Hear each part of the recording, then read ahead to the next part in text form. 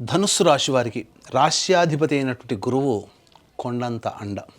కానీ ఈ గురువు దోబూచులాడుతున్నాడు. అంటే ఏంటి? కొంతకాలం యోగిస్తున్నాడు, కొంతకాలం అవయోగిస్తున్నాడు. కాబట్టి జాగ్రత్తలు పాటించాలి ఈ ధనుస్సు రాశి వారు. ఎలాగో ఈ ధనుస్సు రాశి వారికి అర్ధాష్టమ శనిదోష ప్రభావం ఉంది. కాబట్టి ఆ శనిదోషం ప్రభావం నుంచి బయటపడాలి.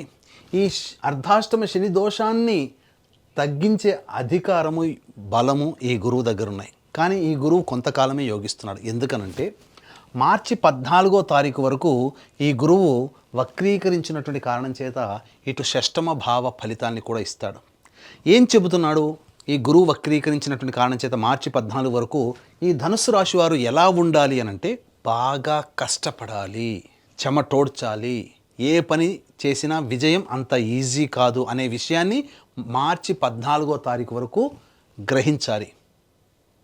ఇక తదనంతరం మార్చి 14 నుంచి మే 31వ తారీఖు వరకు గురువు సప్తమ స్థానములో సంచరిస్తున్నటువంటి కారణం చేత ఈ మార్చి 14 వరకు పడినటువంటి కష్టానికి అధికమైనటువంటి శుభ ఫలితం ఈ మే 31వ తారీఖు మధ్య వరకు పొందుతారు.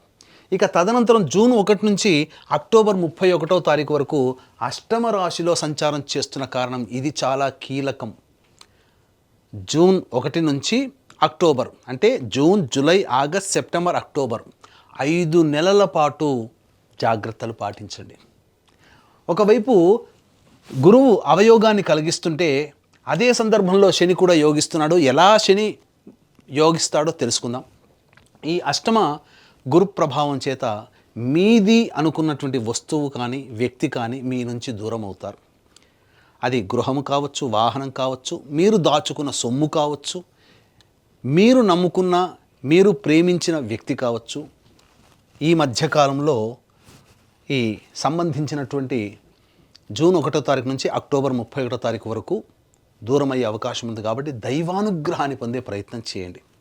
ఇక తదనంతరం లాస్ట్ 2 నెలలు నవంబర్, డిసెంబర్ నవమ రాశి సంచార ప్రభావం ఇది అనుకూలంగా ఉంటుంది. మొత్తంగా చూసుకున్నట్లయితే 5 నెలలు అనుకూలం లేదు.